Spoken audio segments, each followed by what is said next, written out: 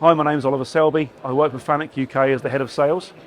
The products we have here at the show on the FANUC booth represent some of the technological offerings we have for the future of aerospace manufacturing. What we like to show is our partner offerings as well as our own. Here this week we have laser processing, we have carbon fibre layup, drilling and riveting, and also machining offerings for the different types of manufacturing that we see the future aerospace companies needing to actually progress and automate in the future. Along with our products for future manufacturing, we also want to focus on STEM.